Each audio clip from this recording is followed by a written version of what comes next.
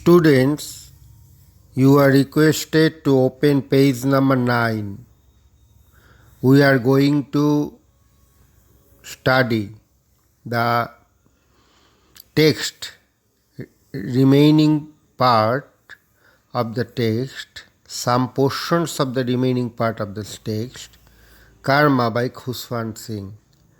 We will start from second para of page number 9 today. Before starting our study, before commencing our study today, we should discuss what we have learned, what we have gone through the previous days. আগের দিনগুলোতে আমরা কোন কোন বিষয় মূলত আমরা গিয়েছি তার একটা ছোটোখাটো আলাপ আলোচনা একটু করে নেওয়া ভালো, কারণ আমি তো প্রথম থেকেই বলছি যে এই টেক্সটটা কিন্তু একটু কঠিন টাইপের আছে। হ্যাঁ, সেই জন্য আমাদের একটু ওয়ার্ডের মিনিংগুলো, তারপরে হচ্ছে মূল কথাটা, এগুলো আমাদের একটু আলাপ করা উচিত। এবং আজকে কিন্তু আমি একটু ইংরেজিতে আলাপ করতে পারি, বুঝতে পারলে? আমরা প্যারাগ্রাফ 1-এ প্রথমে আলাপ করেছিলাম যে মানে the story opens with sir Mohanlal, who is a high ranking government officer and a barrister. এবং প্রথম প্যারাতে স্যার মোহনলালকে দিয়েই শুরু করা হয়েছে। Sir Mohanlal was looking at himself in the mirror of a first-class waiting room.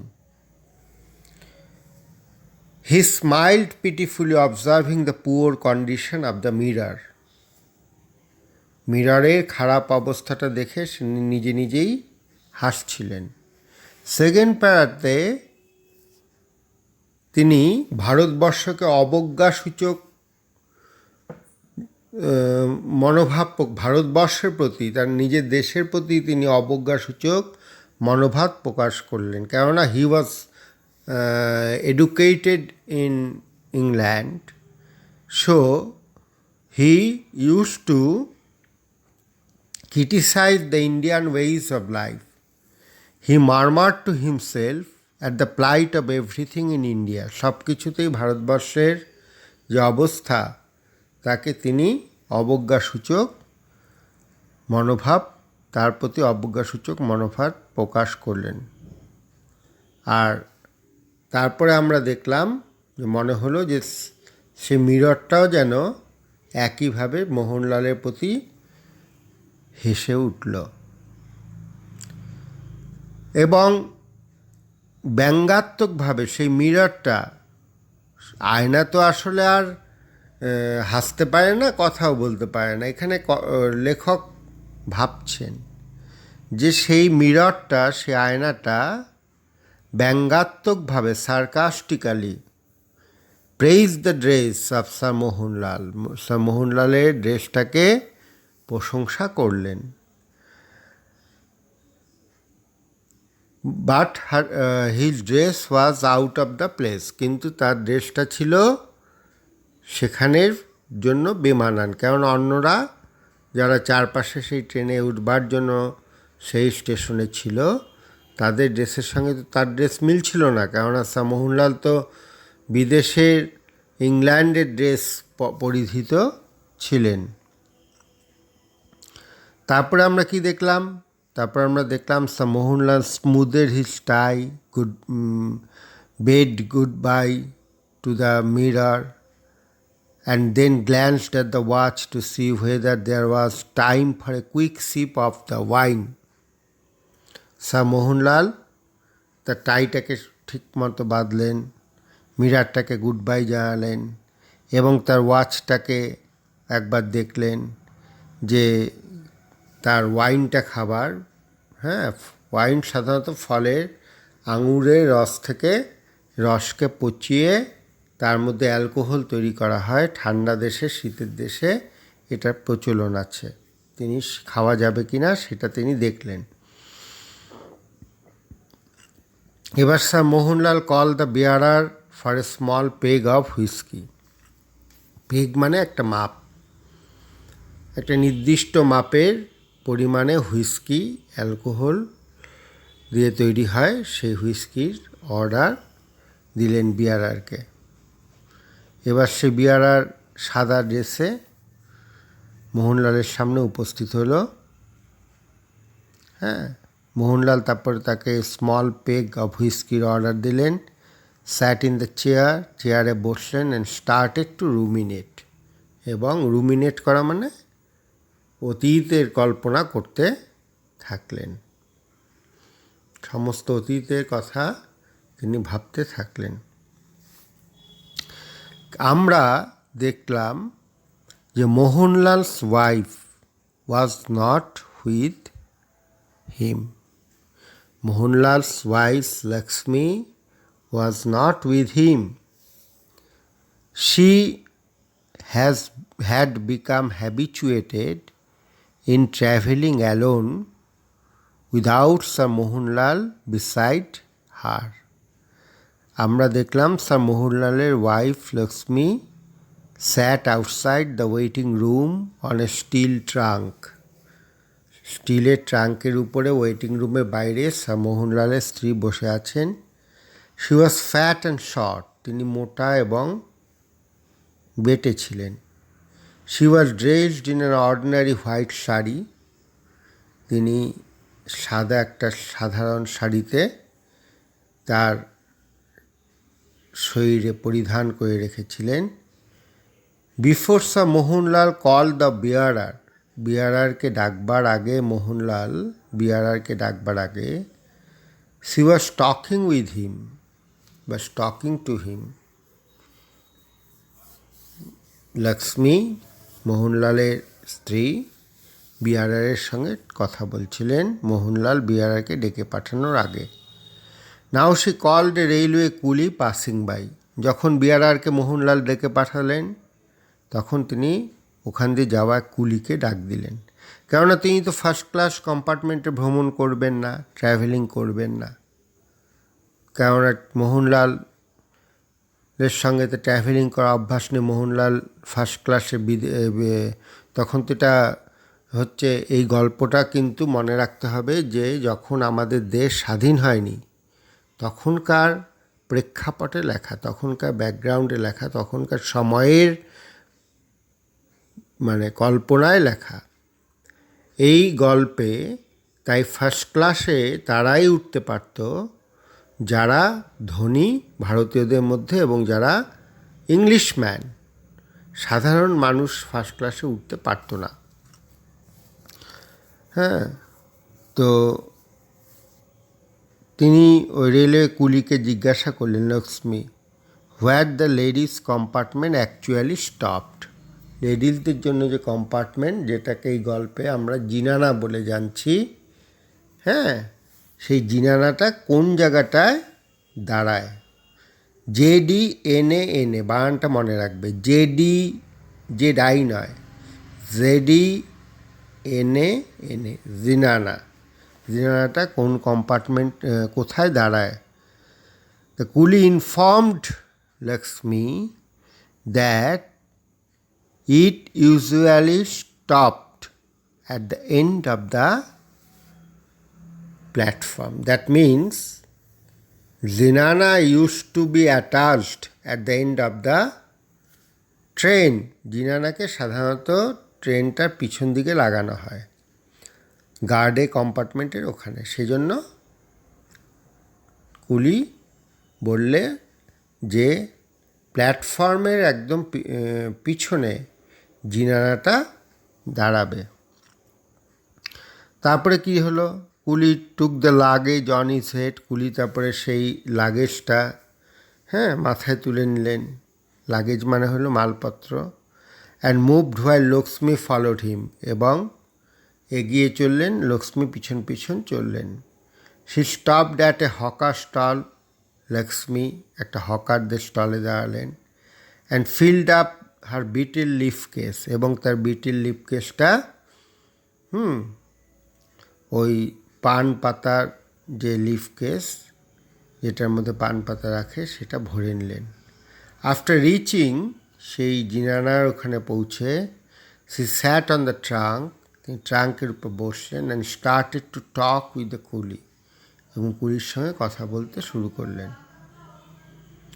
Lakshmi asked if the train were very crowded on this lines.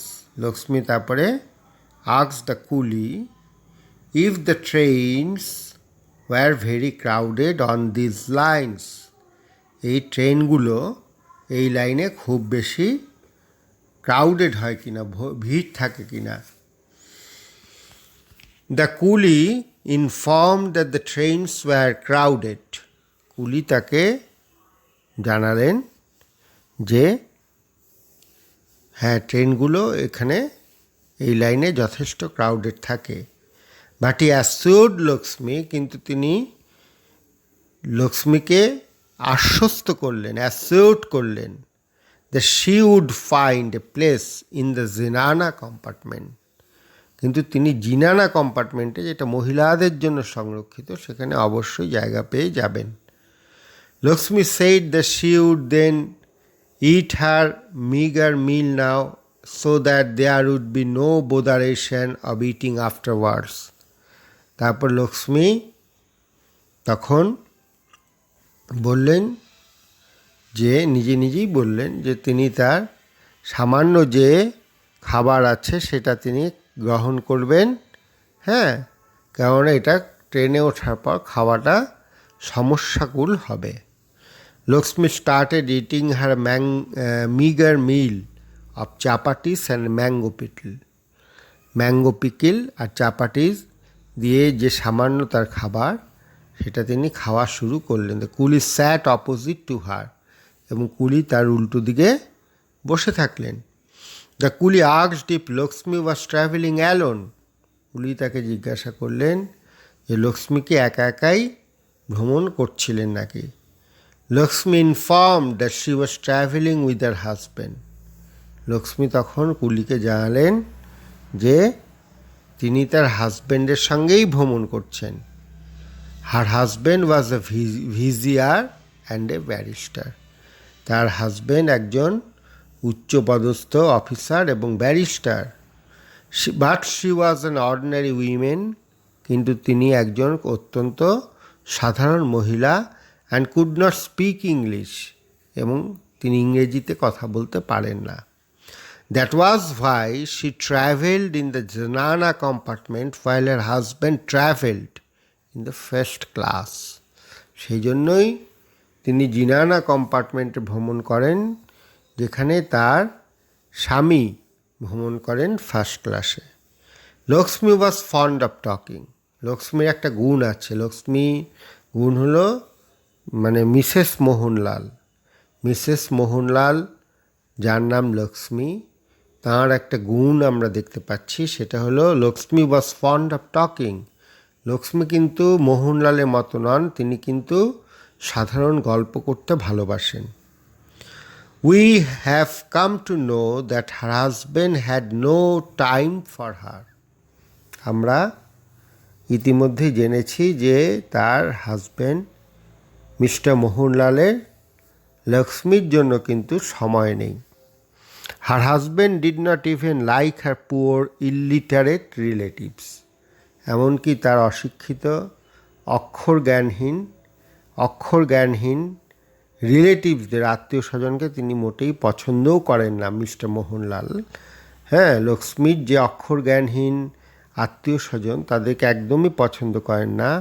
She just meekly obeyed her husband's orders. শুধু লক্ষ্মী চুপ করে তার হাজব্যান্ডের যে অর্ডার, আদেশ, সেটাকে পালন করেন। The announcement of the train was made. ট্রেনের অ্যানাউন্সমেন্ট হলো। Lakshmi quickly finished her meal. Lakshmi তাড়াতাড়ি তার মিলটা শেষ করলেন। And prepared herself to board the train, এবং তিনি নিজেকে তৈরি করলেন ট্রেনে উঠবার জন্য। She also thanked God for giving her time to eat the meal.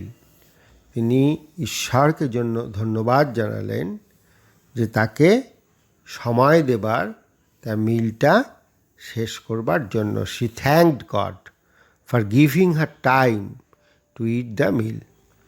এরপরের থেকে আজকে আমরা পড়ব পেজ নাম্বার 9 সেকেন্ড প্যারা। তোমরা বইটা হাতে নেবে অবশ্যই, কেননা লাইনগুলোকে ভিডিওটা শোনার সময় ফলো না করলে কিন্তু বুঝতে পারবে না। The train steamed in. Steamed in মানে এখানে ধোঁয়া ওঠাতে ওঠাতে ট্রেনটা ঢুকলো। আগেকার দিনে তো ওরম করে এখনকার মতো ওই ডিজেল ইঞ্জিন বা ইলেকট্রিকের ইঞ্জিনে ট্রেন চলতো না, আগে কয়লার ইঞ্জিনে ট্রেন চলতো। সেই স্টিমড ইন মানে বাষ্প বা ধোঁয়া ছাড়তে ছাড়তে স্টেশনে ট্রেনটি প্রবেশ করলো। Lakshmi found herself facing an almost empty inter-class Jnana compartment next to the guard's van at the tail end of the train. কি বলল? বলছেন লেখক, Lakshmi found herself facing an almost empty inter-class Jnana compartment. Zenana compartment, যেটা শুধুমাত্র মহিলাদের জন্য সংরক্ষিত, সেটায় লক্ষ্মী প্রায় ফাঁকা এক ট্রেনের এই মহিলাদের কম্পার্টমেন্টই পেলেন next to the guard's van. গার্ডসের ভ্যানের ঠিক পরে, at the tail end of the train, ট্রেনের একদম ঠিক পিছনে। The rest of the train was packed, ট্রেনের বাদবাকি অংশটা পুরোপুরি ভর্তি ছিল। She heaved her squat bulky frame through the door. Heaved মানে উত্তোলন করলেন, লিফটেড, তিনি উত্তোলন করলেন, তুলে ধরলেন, উঠালেন। হার স্কোয়াট, স্কোয়াট মানে বেটে ও মোটা। বাল্কি ফ্রেম, বাল্কি মানে ভারী থলথলে। ফ্রেমের, ফ্রেম মানে ফিগারটা এখানে বলা হচ্ছে, আসলে বোঝাতে চাওয়া হচ্ছে ফ্রেম মানে ফিগার নয়, এখানে ফ্রেম মানে ওই কাঠামোটা, কাঠামোটাকে তিনি কোনো রকমে তুললেন থ্রু দ্য ডোর, দরজা দিয়ে, and found a seat by the window, জানালার পাশে একটি জায়গা বেছে নিলেন, জায়গা পেলেন। She produced a 2 anna bit from a knot in her sari and dismiss the coolie. তিনি বের করলেন, কি বের করলেন? এ 2 আনা বিট, 2 পয়সা। তখনকার দিনে টাকার থেকে, টাকার মানে পয়সাতেও কাজ হতো, পয়সারও ভ্যালু ছিল। সেই 2 আনা বিট তিনি তার আঁচল থেকে বের করলেন। ফ্রম এ নট, নট মানে বাঁধন, আঁচলের আগায় পয়সাটা বেঁধে রেখেছিলেন, সেই নট বাঁধন খুলে তিনি বের করলেন, হ্যাঁ, not in her sari and dismiss the coolie, এবং কুলিকে ছাড়িয়ে দিলেন। ডিসমিস মানে ছেড়ে দিলেন তার দায়িত্ব থেকে। She then opened her betel case, তারপর তিনি সেই তার পানের রাখার সেই কেসটা খুললেন। And made herself two betel lips charged with a red and white paste, এবং তারপরে red and white paste, white মানে হলো চুন লাগালেন, আর রেড মানে হলো তিনি ওই যে ওইটাকে কী বলে, পানের মধ্যে দিলে লাল হয়ে যায়, আরে ওটার নাম হচ্ছে খয়ের, ওই খয়ের দিলেন, দিয়ে পেস্ট দিয়ে তারপর হ্যাঁ তিনি সেটা লাগালেন। মিন্সড বিটল নাটস, আর তিনি মিন্সড মানে টুকরো করেছিলেন যে বিটল নাটস, অর্থাৎ সুপারি, হ্যাঁ, সেই সুপারি তিনি দিলেন। আর কার্ডামন্স, কার্ডামন্স মানে এলাচ, এলাচ তিনি তার মধ্যে সেই পানের মধ্যে দিলেন।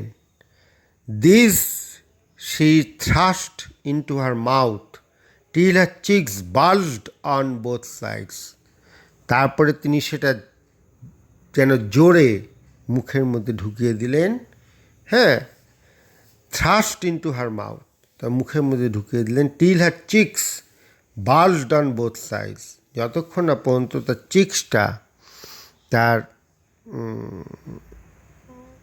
চিবুকগুলো বার্স্ট অন বোথ সাইড, দুপাশে ফুলে ওঠে। দেন শি রেস্টেড হার চিন অন হার হ্যান্ডস, তারপরে তিনি তার চিন মানে কি, হ্যাঁ,